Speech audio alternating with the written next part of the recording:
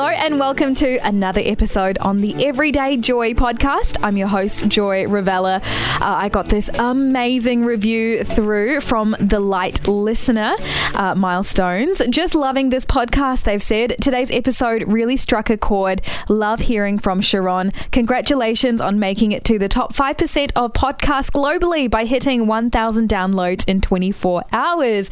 Thank you so much for the 5-star review. It really means a lot. And you know, Sharon, Jackie, Joe, all the amazing guests you hear on this podcast, they volunteer their time. And a lot of them are new to the podcast radio space. I just love the fact that they've been willing to be a part of the journey. And as we head towards the 100th episode and celebrate that milestone, I'd love to hear as well who you enjoy listening to and what episodes have impacted your life. Now, speaking of episodes, let's get into today's Bible verse. Take delight in God and he will give you the desires of your heart. That is Psalm 37 verse 4 from the NIV. I've got George Penk, broadcaster, minister, podcaster, and scorched almond lover on the show today. George, so good to have you. Hello, Joy. Thanks for having me. And I think I'm proud of that scorched almond, but I might have to put it on my CV. It was a very surprising moment, and you've got to go back and listen to the first few episodes of this podcast. You were one of the earliest guests, and you talked about scorched almonds, amongst some other very spiritual things as well. But what I love is that you do bring some great insight in terms of the context and biblical background on the verses. So I'm really excited to have your voice and your thoughts on the podcast. Well, thank you. It's always a pleasure to join you. Now, today we're taking a look at delighting in God. Psalm 37:4. Take delight in God and he will give you the desires of your heart. George, what's your first impression of this one? My first impression is that it would be very easy to take this verse out of context. So I could read those words, take delight in God and he will give you the desires of your heart. And I could be like, sweet, I will delight in God and he will give me a lifetime supply of scorched almonds because, you know, I really want a lifetime supply of scorched almonds. I've got my heart set on that. And it sounds like this verse, if we take it out of context, it sounds like it's saying that God is going to give me whatever I want. So that's my first impression. Yeah, that's really true. I guess it could be used as a bargaining chip kind of verse, saying, God, I've delighted in you, so where's my end of the bargain? But I guess today's conversation is focusing on the fact that maybe there's more to this verse than meets the eye. I think for me, the first thing that jumps out is this idea that I can take delight in God. In the same way you take delight in, the way I personally take delight in preparing a meal or getting excited when I meet up with a friend for brunch or something, like I really delight in that experience. And when I look at this verse, I'm reminded again that I can have that same attitude. I can have that same relationship and excitement when I encounter God, when I try to spend time with him. So I'm quite excited about that little part of it. George, around this verse, is there any extra biblical context that you've got to share?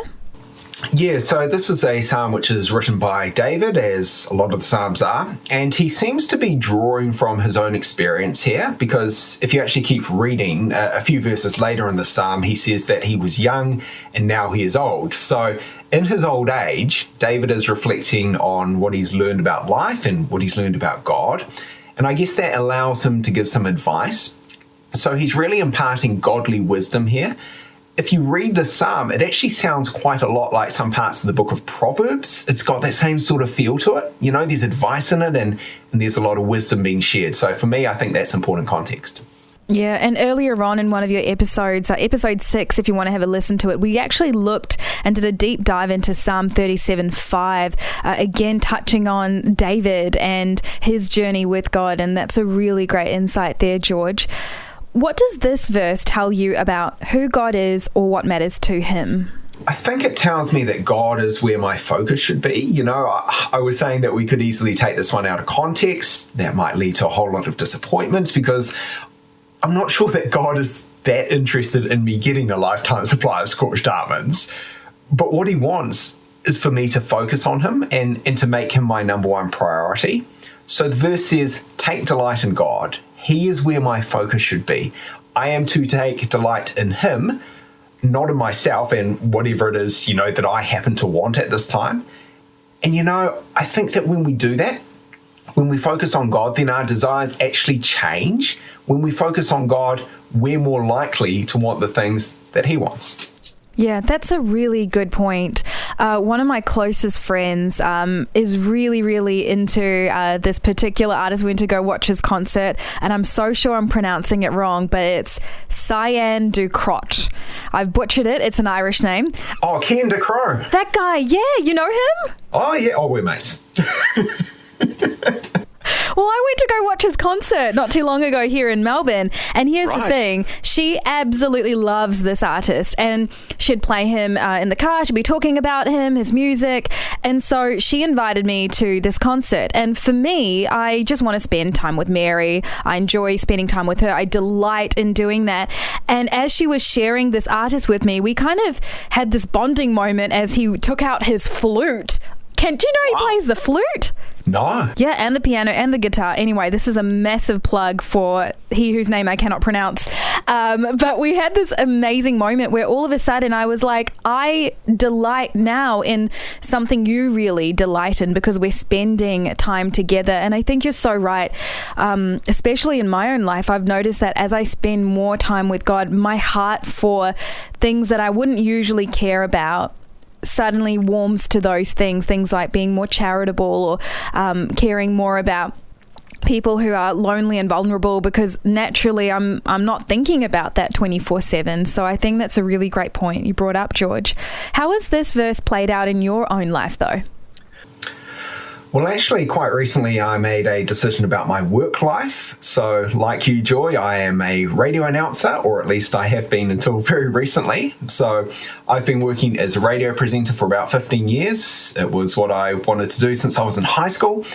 And for the last 5 years, that has been in commercial mainstream radio. So I've actually been an announcer on one of the biggest radio networks here in New Zealand, which is actually how I knew how to pronounce Ken Crow's name, because we were playing his songs. But I have really enjoyed that. And lately it's been like a part-time gig for me, but it's still been a very cool opportunity.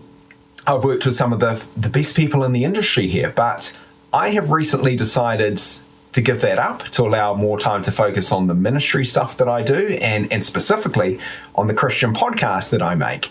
And that has felt like a good decision to make, but it's also felt like I'm a little bit surprised that I've made it, because I have given up something which I wanted to do for ages, something which I've really enjoyed doing, and something which, to be honest, has been pretty good for the CV, but I've decided to give that up.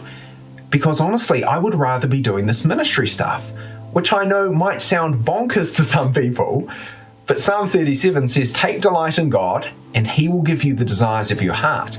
And I feel like that has happened in my life. I take delight in God, I try to focus on Him, and by doing that, my desires have changed.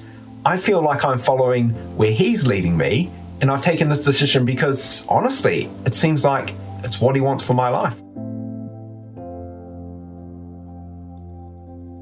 As we wrap up today's episode, I want to focus on two things. The first thing is what we touched on a bit earlier with this idea of this verse being a bargaining chip.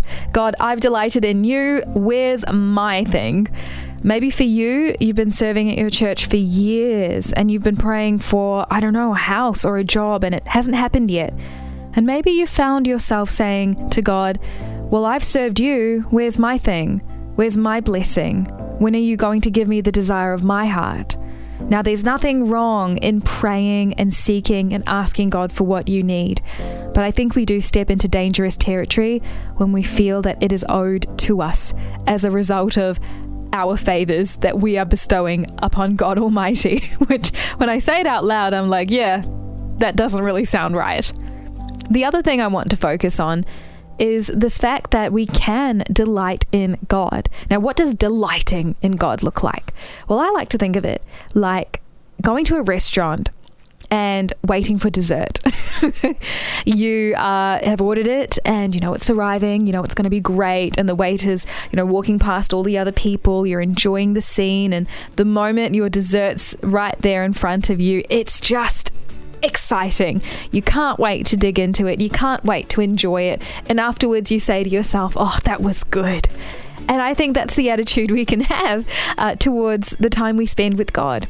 Setting aside a few minutes a day, maybe by listening to this podcast and getting excited about it, knowing that it's there in your calendar.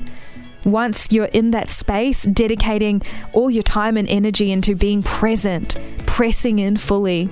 And afterwards, it's allowing yourself to be grateful for the fact that you can spend time with God, that you did meet Him, that you did spend some time praying, reading the Bible, reading a book. I'm not sure what it is for you. There's so many ways you can delight in God, and don't put it into a box.